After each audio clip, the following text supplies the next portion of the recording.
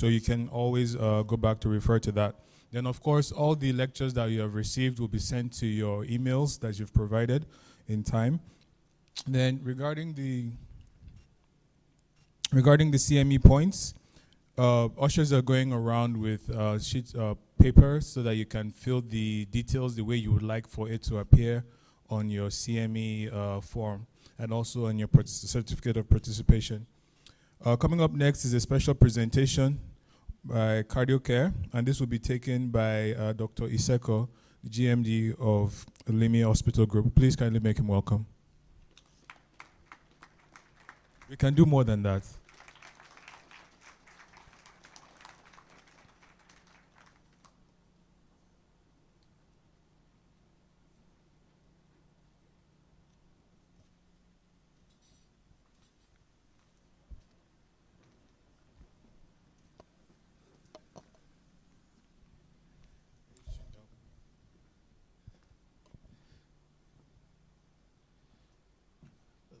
Good morning, everyone. I hope you're not tired. We still have a lot of stuff for you today. Don't get complicated. There's ECG and there's ACLS. I've been sitting down in the back trying to make it simplified. With special thanks to Miguel Comita from Africa Pharma, who will send his slides across to you as well. Africa Pharma is a firm in Spain, and what they do is they try and supply drugs. I think so they are coming to Nigeria and they are trying to partner with hospitals. So this was a good opportunity for them to showcase, and he promised to be here in person next year. Some of you that took his number, but if you get his slides, his number will be there as well, and he may give you access to high quality medication, just like Vastovas is offering us here in Abuja. I'll be talking about Cardiocare Hospital. Cardiocare Hospital is where I work, and Cardiocare was founded in 2016 under the Limi Hospital Group. The Limi Hospital Group is actually 40 years this year. We celebrated our 40th anniversary this year, and Cardiocare was born out of that. Started in Duplex, not far from here, and we've grown into what we are today, being the pioneer standalone cardiovascular institution in northern Nigeria, and also offering a wide range of advanced cardiovascular services. We've talked about a number of things, and these are some of our consultants here. We have about 4 to 5 cardiologists, interventionists, cardiac surgeons, endocrinologists, neurologists, and all the like for internal medicine. So cardiac catheterization procedures, essentially I want to focus on cardiac catheterization procedures which we offer, and I am primarily more now in interventional cardiology than the clinical cardiology. And what happens in the cath lab, we'll be talking about it, and we'll talk about some of it also when we are talking about ACLS. And what happens in the cath lab essentially is the gold standard to be able to intervene in a lot of cardiac conditions while the patient is awake. So we get vascular access, we use the radial artery, so that is normally more convenient for patients, or we use the femoral artery, which invariably we also use much more. And since 2015, Cardiocare has been there. The cath lab was opened in 2020. Since then, we've done over 500 cases successfully by the grace of God. Of course, you know that much more have gone abroad from here in Abuja and from the environs. I noticed some patients that were passing through. One patient had a cardiac arrest at an embassy. They were passing through Abuja from, I think, Adamawa, and then they were now rushed to Cardiocare for us to sustain them so that they can enter their flights back to India, which we did. So what we are trying to do is to offer indigenous healthcare, just like Medtronic talks about. And what we are doing is, besides the regular care, is research, local training. That's what we are trying to do here. We've been doing this for 5 years. This is the 6th year consistently. We're trying to reverse medical tourism. And some of the training we are doing is postgraduate training of cardiologists. So we've partnered with University of Port Harcourt Teaching Hospital. We're partnered with University of Abuja Teaching Hospital. We've partnered with University OAU Teaching Hospital Complex. So they send the SRs, they spend some time with us and familiarize themselves before they go for part 2 or become consultants. So Cardiocare, we know Cardiocare. Last year, we got this award from the Nigerian Cardiac Society, recognizing our work in cardiovascular care here in northern Nigeria. Yes, it's a good thing of joy. Nigerian Cardiac Society is where the ogas, the big people, our teachers. So that's where they are, and it's quite important. It was quite an honor to honor us. That's Dr. Olalekon, that's me, that's Dr. Edafe.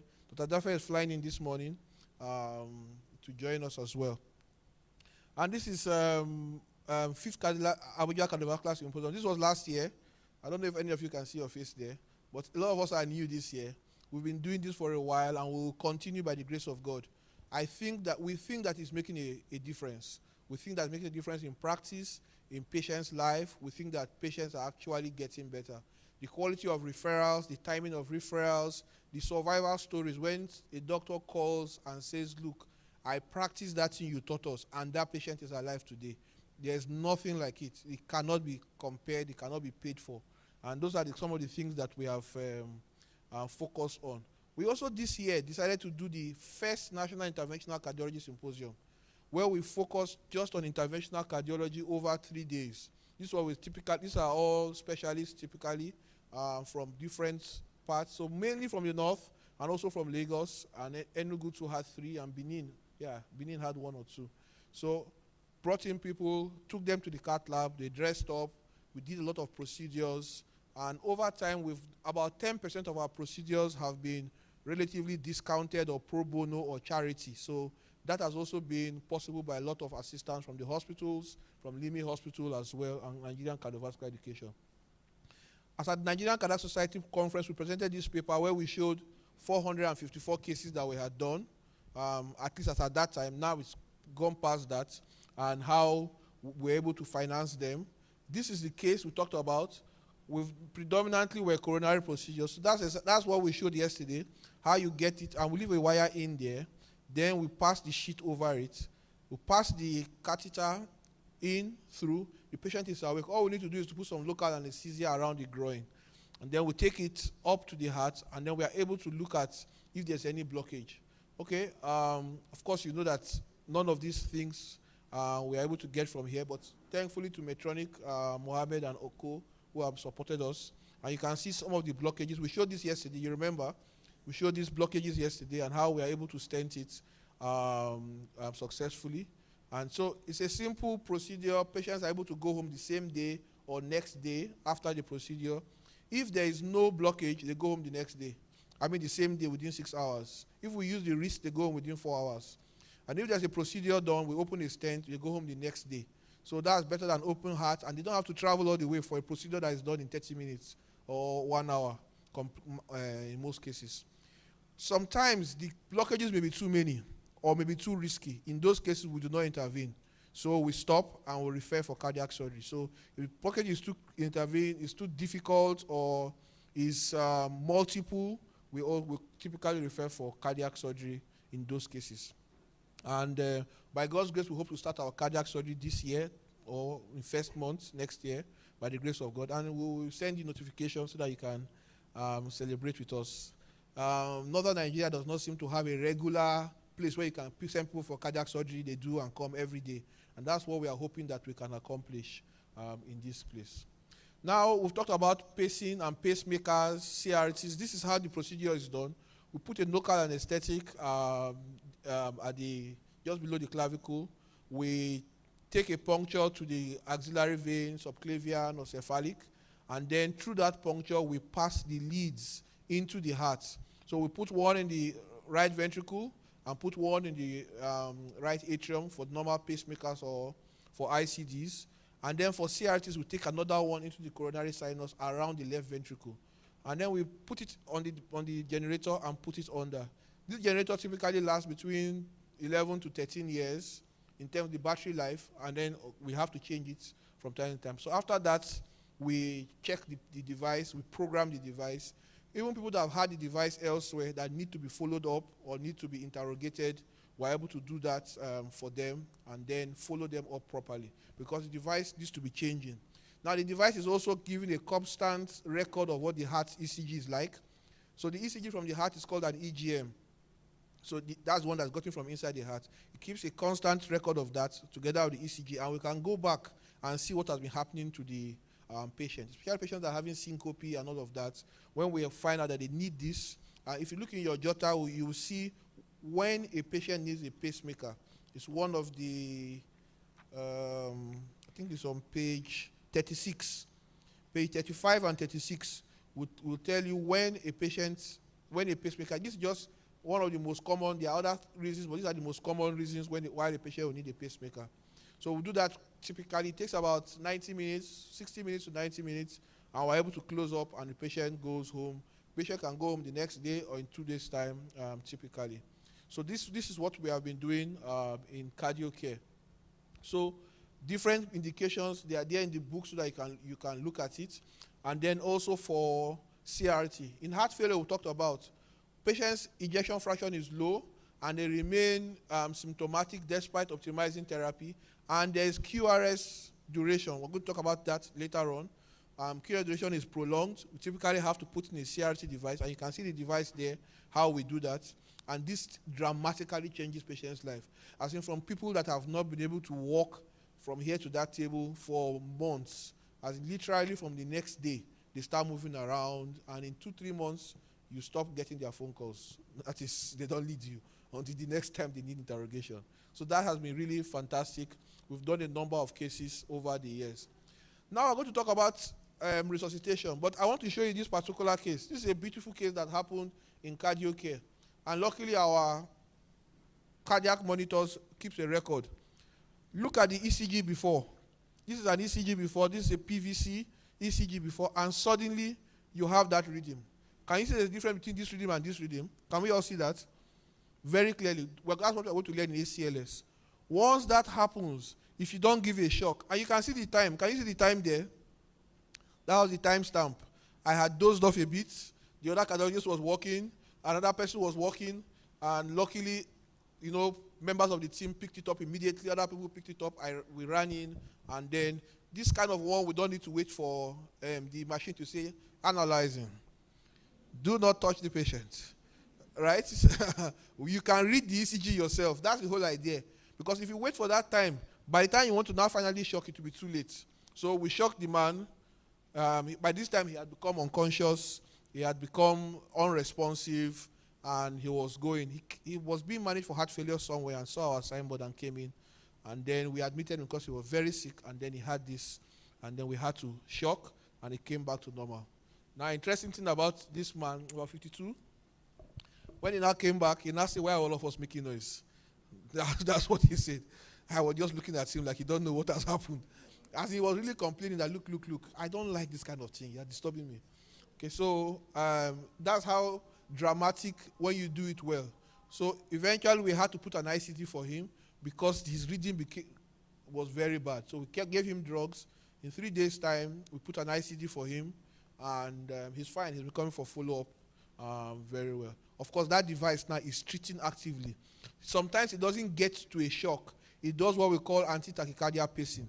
It paces the heart faster than this, and then kills the rhythm, and then continues it so that it doesn't have to shock. And when that fails, it can now change to a shock. Okay, that's what the device in the heart looks like. Okay, and we've done quite a number of procedures, and Mohammed was talking about the peripheral. Now you can see where the blockage is for this patient. This is the tibia. That's where the blockage is. And then what we do is to put a stent there, do balloon angioplasty. You can see the balloon coming or blow. You just blow the thing. Then you put the stent across, and then once the stent is across, then blood supply can now flow very well to the leg. This is, I think that's the anterior tibia, it looks like. And then blood supply can now flow, and it can help with gangrene. Can you see the before and after? So typically this patient, after a while, will have had to do amputation. But afterward, 2 weeks after, you can see the dramatic recovery. It's not always like this. Some people come already, there's already blackness, there's almost maggot, there's nothing, we cannot raise the dead. Okay, so this is nothing. So what we advocate is that examine your patients regularly. Your patients with diabetes, especially smokers, examine them so that when it is still at this stage, it's darkened, it's ready, we can still open up and get good and recover the leg very well. Or sometimes we're able to recover it and the person may just do a ray amputation of just the toes, rather than having an above knee or below knee amputation, which is, sometimes we're not able to even get that because after we restore it too late. But at least we can convert from above knee to below knee so that you can now attach a prosthesis. That knee is very important. So depending on how late they present, and the later they present, the more tricky, the more risky, and the more, the less, we don't get as dramatic results as possible. As well. This patient, if I remember, came from Gombe or somewhere like that. Okay, so approximately 50% of patients are, greater than 55 years of age, and the people have progressively worsening symptoms. The patients that need vascularization are critical limb ischemia. We did not talk about this this year. I think it's a little bit, maybe later we'll talk about that. But by the time you start seeing patients with claudication, that is when they walk some, they have some leg pain. They walk some distance, they have some leg pain. They run, they have leg. When they rest, the pain goes down. Please refer them. Sometimes the pain is coming from the buttocks going down, or the time is in the calf. But most diseases are from the buttocks going down. Please refer them on time. Check their vessels, do a Doppler ultrasound of the foot, of the leg, and then refer them in time so that we can do any of these therapies. We've not yet started laser and cryoplasty. So some divisions that are very difficult, truly we're not able to, but we hope that in coming years we should be able to get that as well. But these other ones we do regularly. And similar process, we put the wire in there, it goes into through the vessel to the foot. Sometimes we have to do crossover, and then it goes in there till we get there, and then we put a balloon and a stent. Do the laser sometimes, then put your stent, and then you have blood supply. Blood supply is restored, and then the foot ulcer can now heal. So sometimes even for poorly healing wound ulcers, especially the vasculopathic ulcers, you can see before, put the balloon and the stent, and then afterwards, you can now see how it opens up nicely. So this is a man that has been having pain. He said he has been feeling something doing bing, bing, bing around his buttocks. But when we saw, you can see this aneurysm, you can see it is pumping, boom, boom. By the time he came, he already had gangrene, but at least we were able to identify that, open up the distal part, because there were a lot of clots inside here that were throwing clots down. So we opened up the clots distally and were able to do that. And this is peripheral, this renal artery angiography, so that sometimes you have renal artery stenosis. And that is why you should always listen for renal bruit when patient comes with hypertension.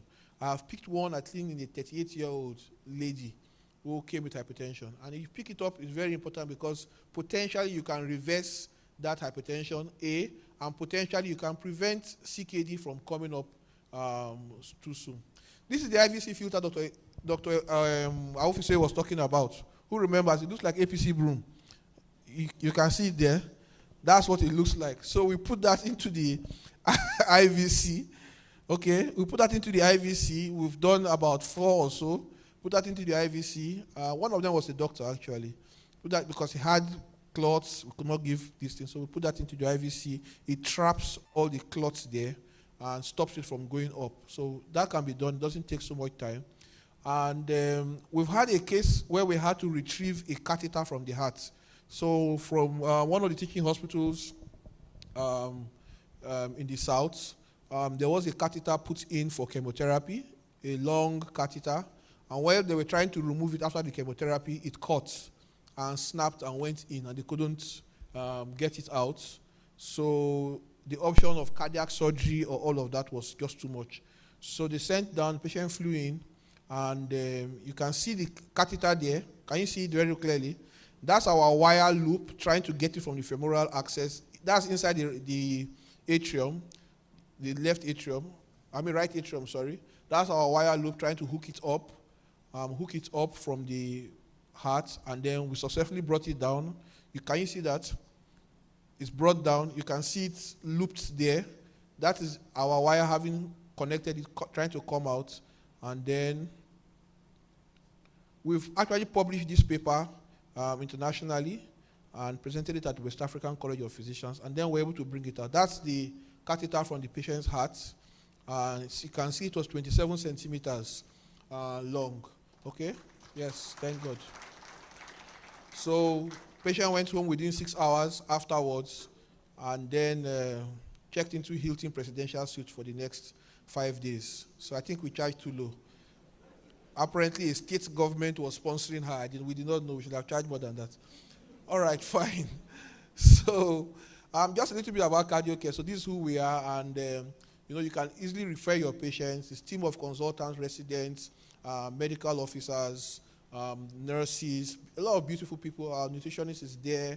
Our cardiac physiologist is there. Our cath lab technician and manager is there. Beautiful people, different fields. There's a lot to learn. You have opportunity to discuss and collaborate with us. Same-day appointments for cold cases, 24/7 emergencies. So many cases we have done by the grace of God. And then that was the minister at the opening of it. And then you can always reach out to us. The first number here is the admin manager's number, so that can get you direct access.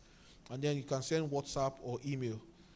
Please indicate, especially if you are sending a referral, it's good to send your details so that we can send you referral feedback.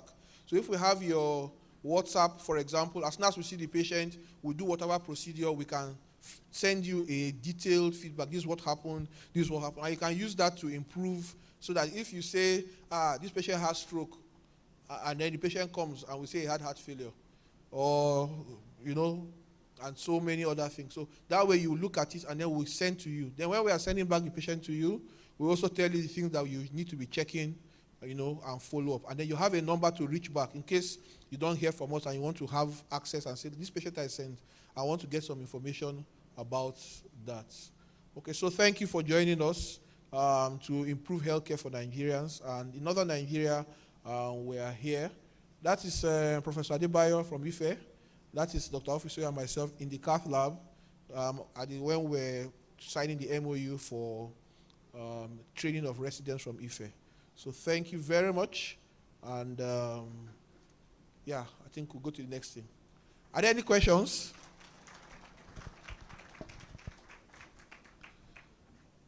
All right. I'm the next one.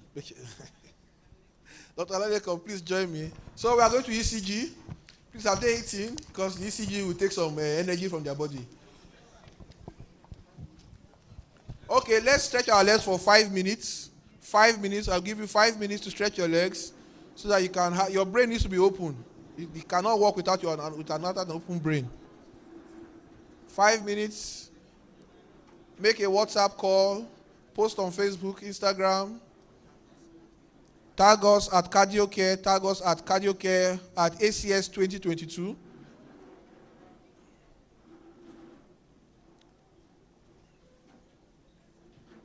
There's water at the back. Are they giving the breakfast? Breakfast is being shared. About the CME points, those that just kept. Please, for your CME points, please make sure that you put the correct name while you're registering. And if you have not put down your name, please check and put it down properly so that we have your correct name. If you did not put down your email address, you will not be able to get the slides also. Okay, and the slides will be very helpful. For those of you in private practice, it will help you to be able to put some things in place so that you can arrange some things properly for your administration. Just the other slide too is there. Yeah.